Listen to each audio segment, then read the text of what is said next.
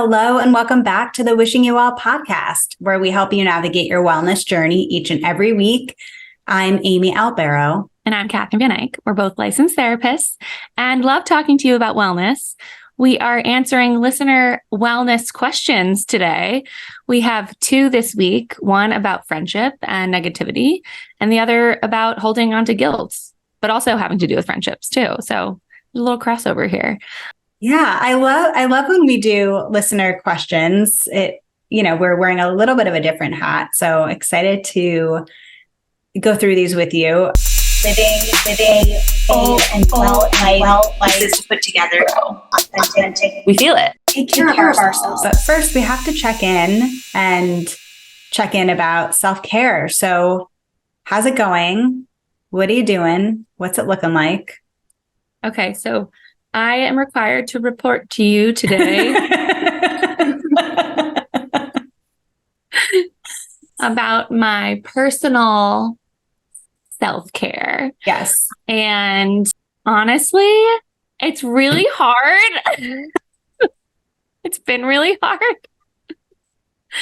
And I don't want to discount the other things that I'm doing, because I think that it is really filling me up in a different way and making me feel good. But you were totally right. And I needed to rethink some things that I was doing and try to do things more for me.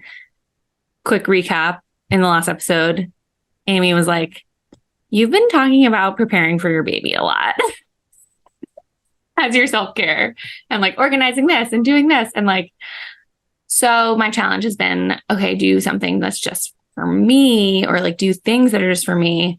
So I've been trying to figure out what I have been doing, and it's not like I've been neglecting this part of self-care. It just hasn't been my main focus. So I've been trying to make sure that it is. And honestly, the biggest thing that I can say that I am doing self-care wise for me right now is resting, resting when I can, especially knowing that I won't be able to rest in the same kinds of ways that I am. So I'm giving myself permission to not only just take time to eat my lunch, but I'm going to sit here for an hour and eat my lunch and watch the rest of this episode of Suits. And I'm just going to chill. And I don't know if you watch that show. I'm watching Suits right now too. You are. That's so funny. So that's been a nice, peaceful, restful time. And then any other time where I'm feeling drained, which happens a lot, honestly, when I'm talking for a long period of time, it happens. I'm just getting out of breath. So whenever that happens, I'm okay, I need to take at least 5-10 minutes here where I can just breathe. And that's just a physical sensation that's telling me that.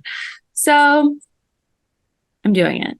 Yeah, right. Well, I felt a little bit bad kind of, calling you out. No, I needed it.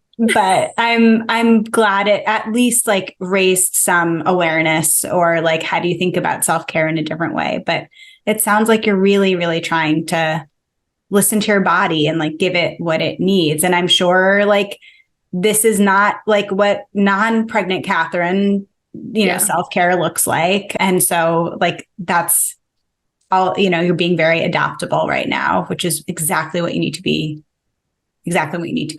So yes. How about you? How's your self-care? It's been okay.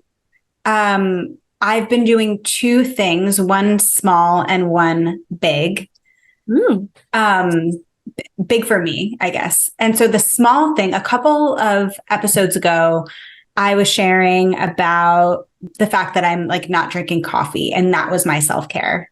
And I was doing that because it was, the intention was to try to heal my gut and all of that stuff. I'm back to say, fuck that. Can you explain why? Yes. I promise. This really started to peak back up again when I was on vacation, and I was feeling good and I was drinking coffee and it was lovely. I just love it. And you know what? Honestly, not drinking coffee didn't really make that much of a difference. Didn't really make me feel that much better. And so I'm being reasonable and responsible. I'm like not drinking it immediately when I wake up. I'm waiting like, an hour or 90 minutes after. I'm like doing all the things. I'm like not having it on an empty stomach. I'm making sure I drink water before, all that stuff, all the things. But adding it back into my life has brought me so much happiness. And it's like one of those things where like, if it doesn't feel like it's doing that much harm, like the amount of good it does is so far outweighs the potential harm, because the reality is felt like shit when I wasn't drinking it. So here I am. I'm just kind of like giving in to this surrender. It's like a moment of surrender of like, I just need to do something that feels good in the morning in addition to my other morning routine. So that's what I'm doing. And I love it. I'm so glad. I mean, like, if it was going to be something that, or if it was working and you went and did that, then like, I wouldn't think that would self-care. That would sound like it's sort of just like self-sabotage. Yeah. And like indulging when you shouldn't kind of thing. And this really was well thought out. It took a lot of time for you to come back to, and you're getting so much joy out of it. That's so important. Can I ask you what does your coffee look like then in the morning? Okay. So that's also changed. Yeah. So it has been black for like years, but on vacation, I just like had this, I was like, I kind of like want to throw a little like half and half or cream in. Like I just like want to see what that's like. And again, love that journey for me. And so I've been, and it's so silly that I feel like I need to say like, and it's organic half and half and like all of that stuff. But I've been having, I drink my coffee very strong. So a strong cup of coffee with like, I don't know, half a tablespoon of half and half and some collagen. And it's wonderful. It's nice. Oh, so great. It sounds like it just like gets you ready for your day. And it's wonderful. Exciting. It like feels like that ritual piece that I was missing. Oh, yay. So I'm happy. Power of coffee. I know. So that's my small thing. And then a bigger thing that I've been doing is we have a lot, kind of going on at Revive. I can't do it all. And so I've been asking for help a lot more. And I'm asking for help with things that I, of course, need help on, but also like I'm not necessarily good at or enjoy doing, and asking people or giving those tasks to people that, don't have a different skill set than I do or have a different amount of time than I do. And that has really lightened the load. It's like I've been working through a lot of guilt in doing that and feeling worried. People, feel like I'm taking advantage or any of that stuff. But it's been so helpful, and that's something that I feel like I'm on an endless journey around. But that's a big thing, and it's just dramatically made a difference. Amazing. I mean, doing it for where you need it, and then also like taking that extra step. I know that that's hard for you. So that's amazing. What are you feeling already in having done some of that? Just like a huge weight lifted. Like I was feeling incredibly overwhelmed. What I'm talking about specifically is more like schedule / office management type of things. And with a lot of new clinicians and interns in the fall, like it's like a madhouse, like trying to figure out how to meet everybody's needs across, 3 locations and all of that. And that was not something that I was planning to be in charge of. And that task kind of fell into my lap unexpectedly. And so I thought, like, I still don't need to do this. Like, there's someone else I can ask for help around this. And so I just feel an amazing, like, amount of relief. I feel a lot of gratitude and appreciation. And it also, it's getting carried out beautifully. And it's a reminder that I don't need to do everything. And so, like, when that voice in my head pops up that says, like, you need to do it all, like, if you don't, everything's going to fall apart. I can, like, really tell it to quiet down. So it's doing quite a bit. That's awesome. Very so cool. Anyway, I'm excited to see you continue. See what happens. Yes, me too. But sorry, I didn't mean to hijack our episode with my tales of coffee. But let's move into our episode. I'm excited to talk about these questions that we've got today. And if you have a question that you want us to answer, you can email wishingyouvell@revivecfw.com, or look out for question boxes in our Instagram stories. You can, check that out at ReviveCFW on Instagram. So, keep your eyes out for that. But as we do when we answer listener questions, Catherine and I always like to remind our listeners that as therapists, it's actually not something that we do to, like, give advice. This is, if you are sitting in front of us as a therapy client and you were to ask us these questions, we would handle them very differently. And so just a disclaimer that, like, therapists don't typically give advice. This is not therapy right now. We're just giving our therapist perspective on these questions and maybe a little bit of guidance about how these two writers can proceed. So again, you can send your questions to us, wishingyouvell@revivecfw.com. And the first question is, I have a friend who is pretty negative more often than not. I really like them and I want to continue being friends, but it's exhausting to hear all this negativity. How do I handle it? The first thing I want to say about this is that I just want to give so much credit to the person that still likes this person in spite of this negativity. Mm-hmm. Because a lot of the times people might, like shut off somebody that they're just not vibing with completely. And it sounds like this person sees a lot of good in their friend and they're just trying to look at how can I be a better friend to them? And how can I, like, actually enjoy this friendship more, as opposed to just like, this person's negative and I'm just, like, done with them. Yeah. Yeah. No, you're right. It is nice. It is graceful, I guess, that this person is still, like, wanting to continue a friendship.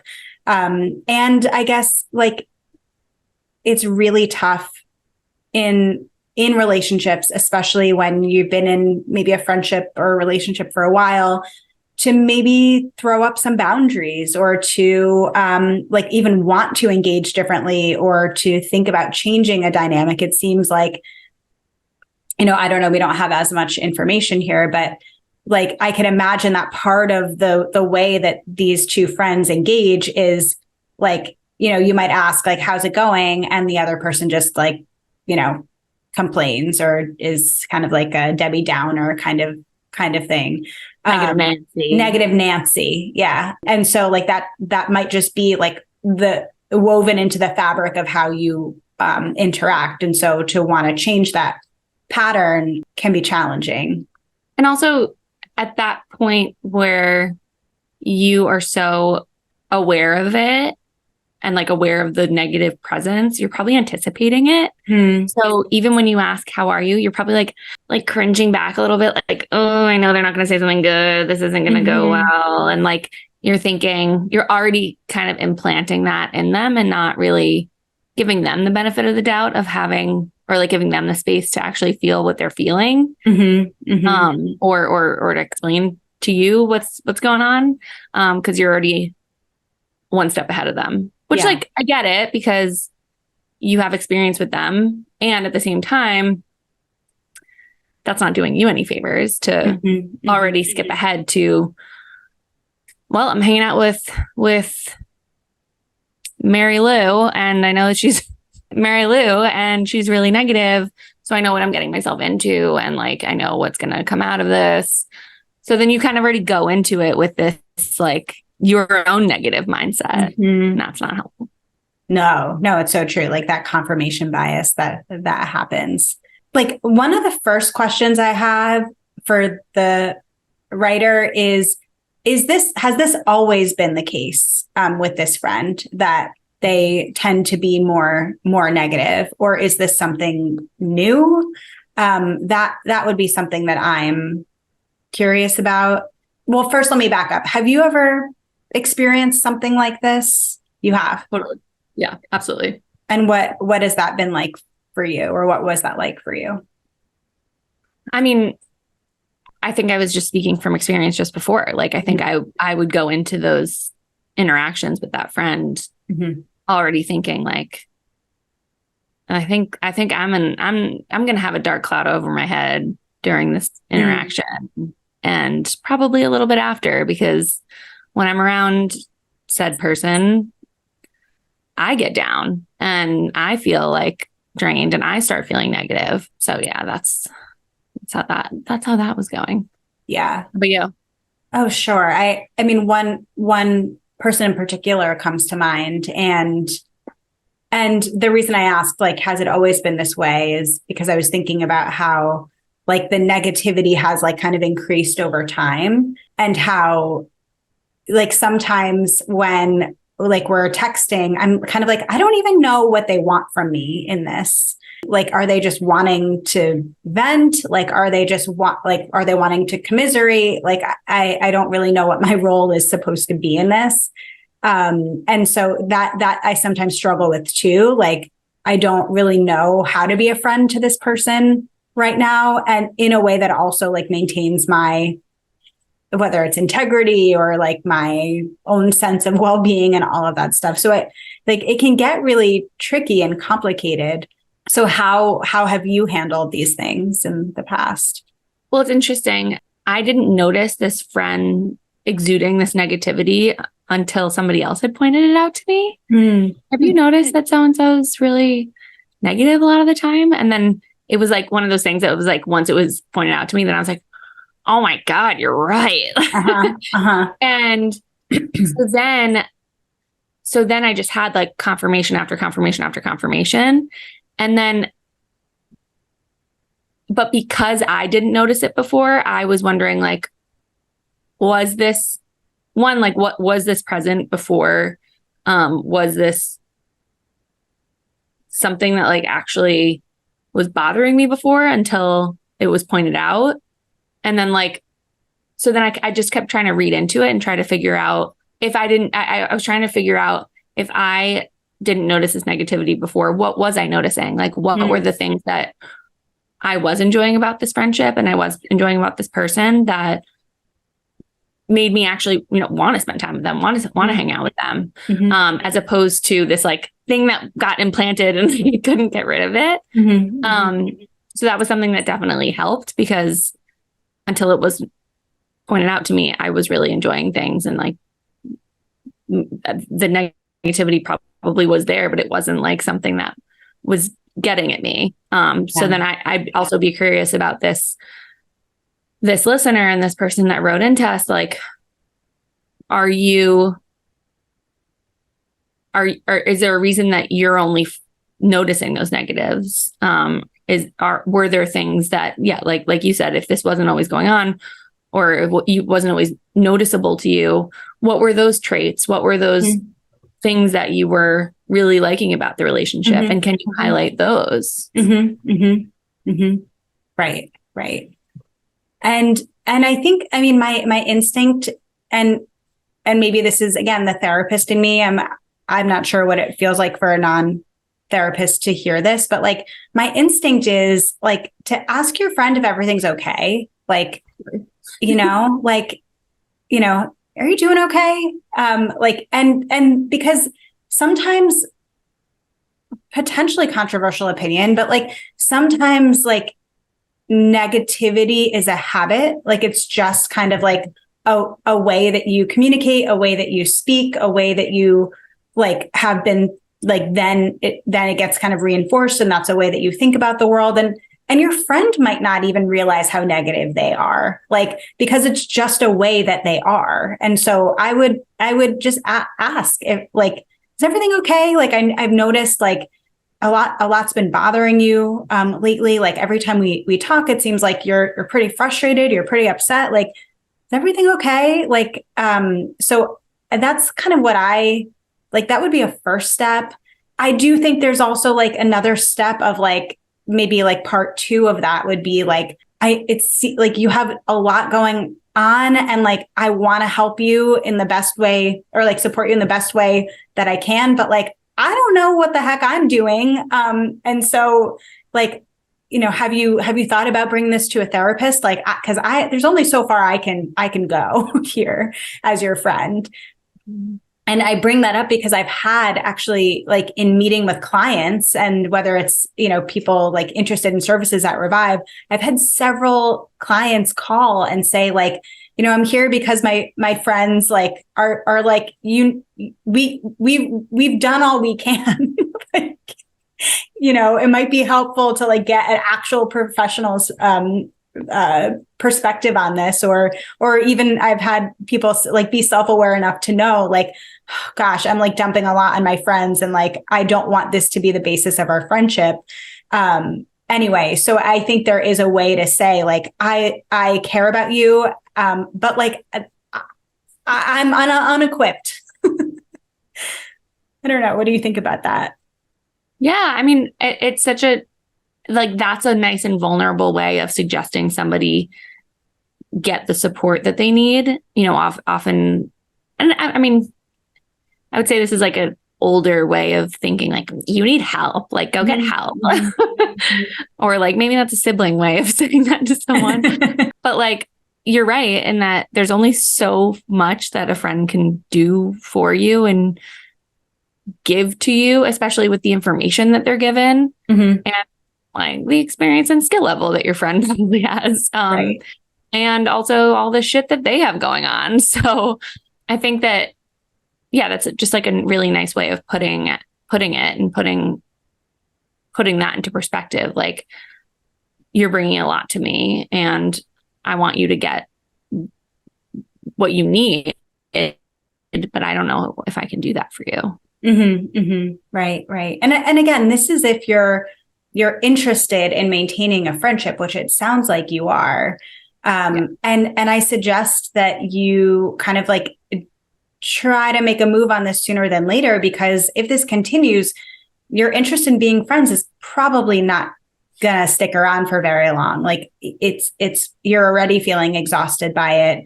I imagine you'll grow resentful. I imagine you'll want to distance yourself. And so again, if this friendship is important to you and you care about your friend, and want to maintain your own sense of well-being, that I think kind of like noticing the negativity for your friend could be a like nice, gentle way to do it, rather than a more passive or passive aggressive way of like not really answering their texts, or like talking to them less. Yeah. Are there other kind of boundaries that you think this person could implement? Well, I mean, you said like, instead of avoiding them, but like just being intentional about the time that you're spending with them, and how much time you're spending with them. Like, you don't have to avoid them completely. That doesn't seem like that's the solution here. But also, you don't have to spend all of your time with them either. And be conscious of the time that you are choosing to spend with them, and as opposed to just like falling into it. If you fall into it, then you might not be in the right headspace to be the right friend for them in that moment, or you might not be ready for whatever it is that they're bringing to the table. But if you are being intentional about it, and you know what you could be getting yourself into, and not the way that I was saying before, like anticipating the negativity and anticipating how much you're going to be affected by it in like a way that's not helpful to you. Like, yeah. In this way, it's productive. It's you're thinking of it in a way that you can be a good friend, and that you want to, like, how you want to show up. Right. The other thing I would think about if I were this friend is, are you the go-to friend for many of the people in your life to kind of like dump their negativity on? Like if it exists beyond this friend, then I would start to think about, you're the common denominator there. And so like, what might that say about your boundaries with others? And I guess what you were saying, Catherine, was making me think like, are you just like on call all the time? Like whenever like someone texts, you text back immediately, or whenever someone calls, you're there in an instant. And so if this experience exists beyond this friend and this relationship, it might say something about your boundaries. Maybe you're a people pleaser, like maybe you're a conflict avoidant. Maybe confrontation makes you anxious. And so again, like if it exists outside of this one situation, that might be something for you to reflect on, as well as like, like why is this a role that I'm often in?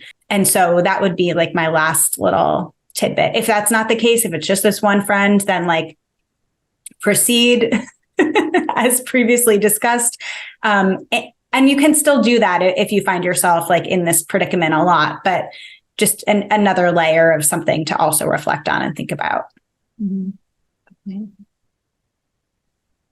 All right. Shall we get to question number 2? Yes. Okay. So this one says, without saying too much, I betrayed my friend a few months ago. She's forgiven me, but I still feel so guilty for what I did to her. How do I shake off this guilt? Should I? Ugh. Why that reaction? If you're watching us on YouTube, I just made a face.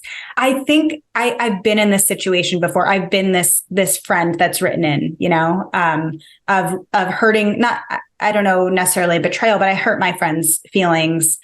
And in kind of like, I said something that I shouldn't have said. I like overstepped my boundaries and really upset them. And she said, it was fine and forgave me, but I like still to this day, this was like years ago, feel really guilty. And the guilt ate me up to the point where like, I felt like I was like always trying to like do the most to like compensate for my guilt, that it eroded our friendship. And so this question really hits home for me, actually. So I appreciate this person writing in, and maybe writing in before the guilt gets too big, like mine did. But listen, guilt is it's a human emotion. It's something that we all experience. And guilt can be productive, right? Like guilt essentially means I did something that I regret and I don't want to do it again. And so like trying to really reflect on, like how to use guilt as a more productive emotion in that way to be preventative, I think could be helpful to understand like why you betrayed your friend in this way. What was going on? What happened? What can you do to ensure that you don't hurt this friend or hurt someone else in a similar way, to kind of move, to kind of like learn from this really shitty thing that sounds like happened for both of you. So like to use it as an opportunity to like grow and learn and progress and evolve and all of that stuff. So I would really try to like first, rather than like getting rid of the guilt, like let's try to understand it and use it as information and be as productive with it as we possibly can, while still giving ourselves compassion, right? Like self-compassion. People make mistakes. They fuck up. We're not perfect. We're going to hurt people's feelings. Like, unfortunately, that's part of being a human, being in relationships. We're not going to get it right all the time. We're really, really not. So to give yourself some compassion of like, yeah, okay, I did this thing. I feel terrible. I don't want to do it again. This is what I'm going to do. And I'm not the only human that's ever made a mistake or ever hurt a friend's feelings. I loved all of that. I loved that. My monologue. You're not the only one. Like I've felt this way too for like a long time, and in one of my friendships especially. And I think a huge part of this question a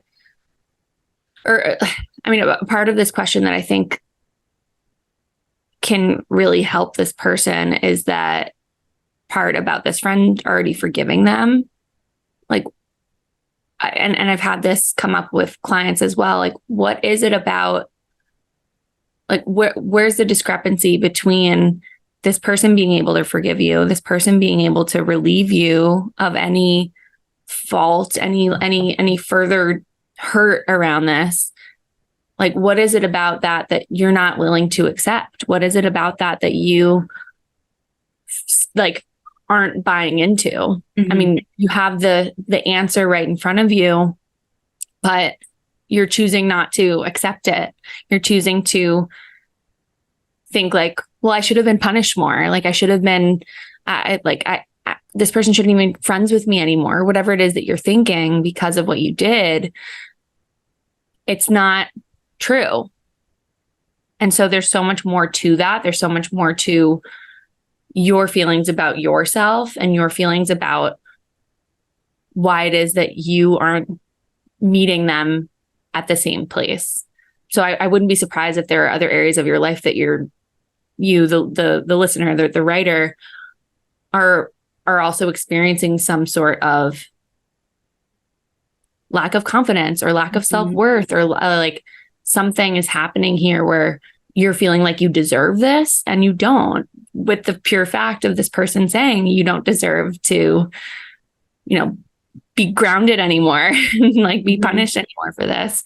I'm telling you, all is fine. And you're still choosing to think like it's not. Right.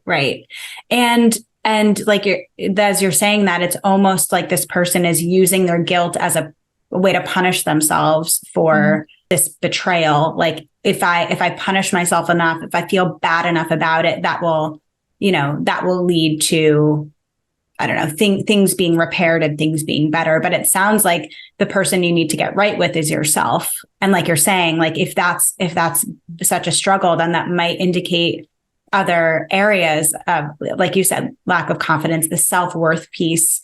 And I think that piece is really important, because with prolonged guilt, it can shift more into shame, where it's, instead of I did this really bad thing, it's more now I'm this bad person who does bad things. And so like trying to move through the guilt, like to self-compassion and self-forgiveness, will really help to stabilize your self-worth so it doesn't plummet anymore. Have you ever seen the movie Burnt with Bradley Cooper? No. So he's a chef. Good movie. You should see it. So he's a chef, and basically it starts out with how he like had messed up in one of his Michelin restaurants, and he banished himself to New Orleans to shuck a million oysters before he could get back in the game, essentially. Like, no one made that punishment, that like penance for him. He felt like that was what he needed to do in order to feel good enough for him. Like, I did my time. And that's not how life works. Like, that's not how life works. Like with this friendship, like you don't need to quote unquote do your time in this like disciplinary hearing of just you. You had your hearing, you had this like decision made that said, you're good to go. And you need to lean into that. Right. And I'm going to say something potentially controversial, and I'd love to hear your take on it. But like, I do think, again, I don't know how this guilt is showing up in the person's relationship with this friend now, but like there is an element of like the guilt is a little bit selfish or like a little bit self-centered. Why are you still making this about you? And maybe that's messed up to say or judgmental to say, but like there is an element of like almost like like ego or self-involvement or a self-centeredness to continue to make this about yourself. I don't know. What do you think about that? No, I agree. And I think that it would be that's something that's difficult to hear for anybody that's ever done this. Like, myself included, I've been on the other end. Like, well, wait, like I said, I've been on this in this position, and the way that I hung on to, so like my betrayal, and like I'm putting it in quotes now because of what happened later, like this betrayal of my friend that happened in high school that I hung on to for like 10 plus years. It wasn't until that I had this moment with her where I like brought it up again, and she brushed it off like it was not a big deal at all anymore. I was like, what? Like, and it is something that had been like eating away at me for years and years and years. And like, it was so selfish. It was so selfish for me to think that like this could have affected her as much as I thought that it did. Like this thing that I did. And that was when I learned that. That was when I was like, wow, I've been making this about me. Yes. Yeah. It is like such a hard reality, a hard pill to swallow. And of course we do that, right? Like we are the stars of our own movie. Like that's how we see everything, is through like we're the main character and everyone else is like supporting cast or whatever. And so like it's easy to go there. But yeah, I think sometimes again with like this prolonged guilt, it does make it about ourselves. It inflates our importance in other people's lives in ways that probably aren't accurate. And so again, I'd really encourage this person to check in with that. And why is that? Why do you need to make yourself into this villain, to this big, Hulk-like character? What is that about? Whether from like that punishment angle or like, why do you think, and I mean this as respectfully and as lovingly as I possibly can, but like, why do you think that you are that important that you like could undermine someone's life in this way that deserves all of this time and attention in your head? No, I don't. I mean, I think it's like a really good question and yes, for those not watching, Amy was like, is that okay that I just said that?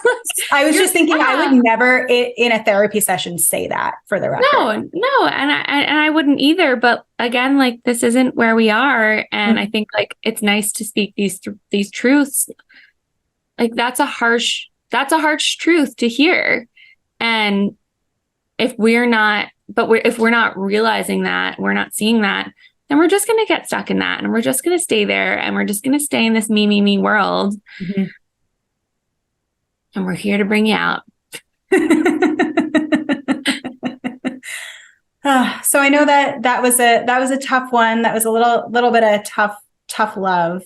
And, I guess we're here to also say, like, you have the permission to move on from this. Like you do, like, it's okay. Again, like we all fuck up. We all make mistakes. We all do things that we wish we didn't do. The only thing we can do is try to be better. Like, that's it. Like, that is all we can do. And so if you're trying to do that, then try to get good with yourself too. Okay. You did it. We really appreciate receiving these 2 questions. Thank you so much for sending them. Again, you can send your listener questions to wishingyouvell@revivecfw.com. And we'll be back with more of our therapist responses to your questions. This was a lot of fun and definitely outside of our comfort zones a little bit, for me, especially. Again, if you were watching, you saw my discomfort. But thank you. Thank you for listening, for being here, for following along, for following us on Spotify and Apple Podcasts. Again, if you are subscribed and watching us on YouTube, hello. If you're not, you can find us on YouTube at Revive Center for Wellness. Not only can you see full episodes of our podcast, we also have great wellness content. Plus, that is where our weekly bonus podcast, Reactivity TV, drops exclusively. And that's where we give all of our therapist takes and perspectives to everything going on in TV and movies. So check that out and subscribe over there. You can also follow us on Instagram at ReviveCFW. Follow Catherine at Catherine Van Eyck, me at Amy Albero LCSW. Check out our website, revivecfw.com. And one last time, you can send us your listener questions and any emails to wishingyouvell@revivecfw.com. Until next time, we are wishing you well.